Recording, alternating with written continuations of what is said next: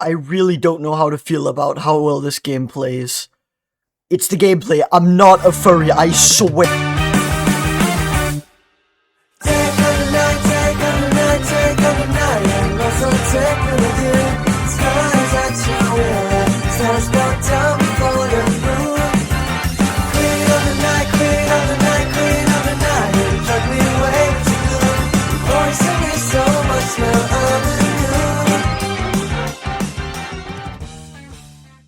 I know what you're thinking. Furry game. Ew. But that's where I have to stop you. Atlyss is so much more than just a furry game. Beneath all the pyrocynical bait, there's a game with actual, genuine love and passion, all made by a single bum in his basement. In Atlyss, you play as Ralsei, a little, thing, dropped in a world unknown to him.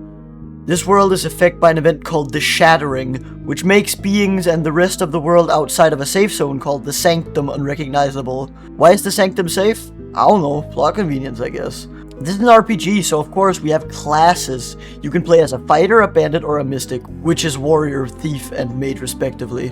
Each weapon and ability has a stat attached to it: strength, mind, dexterity, and vitality. It's incredibly simple and easy to understand, and to me, that's a good thing. Sure, I like my fair share of complex RPG mechanics and abundance of stats and min-maxing, but I'll save that for my Monster Hunter save file, thank you very much. Atlyss doesn't need this.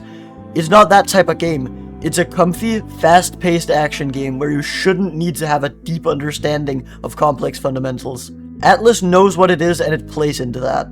You can fight through dungeons, you can mine rocks, and of course, you can fish. Mining and fishing are not for me, and luckily they're optional, but for those who need a break, catching a few fish might not be such a bad idea. The game also have MMO elements, which I won't be talking about in this video, because all servers have like 200 ping for me, and I haven't tried that yet.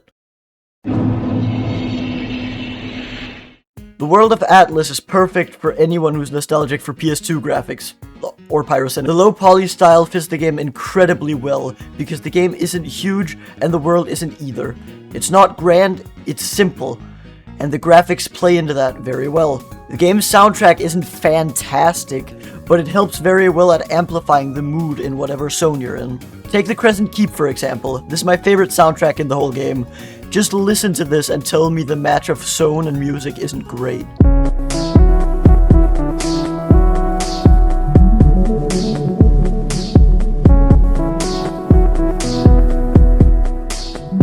The world has 3 guardians: Angela, Sally, and Enoch.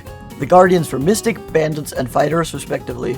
I don't think we know much about them yet, since the game isn't done, but I mean, they guard the world, okay?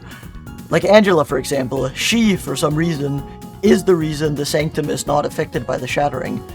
There's also a statue of her, so I guess they're kinda like gods, I think.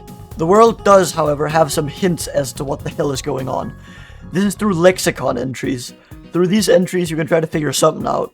From what I got from it, this world is some sort of limbo between life and death. Those who die get transported to the world and need to redeem themselves in some sort of way. If they can't prove themselves or give up, they end up in the catacombs, just like a Siberian gulag. If they do redeem themselves, they get to rest eternally, which is die, or stay in this world as a local. Oh yeah, this is where the meat and potatoes of this game lies. The game's combat is so good. It feels fantastic. You can tell it's made with passion. The controls are very responsive, like insanely responsive. You move fast and you have a dash with a very short cooldown, so doing hit and runs and going in for burst damage is very easy and viable. I've only played as a Mystic, so I can only speak from own experience. I do think every class needs some kind of shield or block though. There are genuinely enemies where I have not found any way of beating them without damage, without parrying. Another thing I truly from the bottom of my soul appreciate is that practically everything in this game is cancelable. You can cancel basically everything with an attack or a dash, and oh my god, it feels good. I think I've been Stockholm syndromed into getting used to the gameplay of games that have massive commitments to every action. The game really prioritizes defense over offense.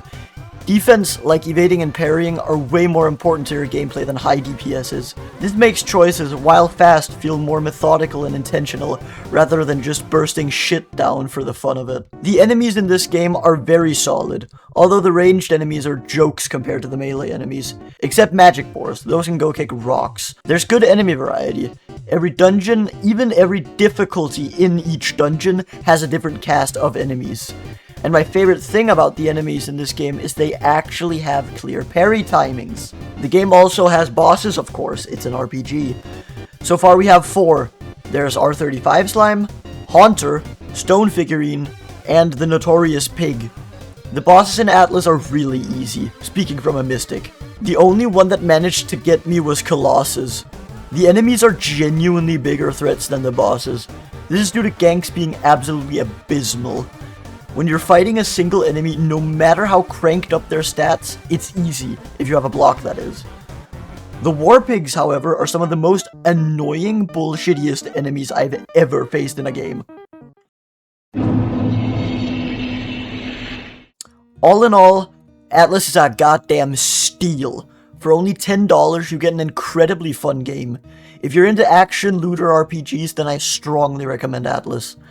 Instead of preparing for my final literally tomorrow as of writing this, I found this game and decided to make this shitpost.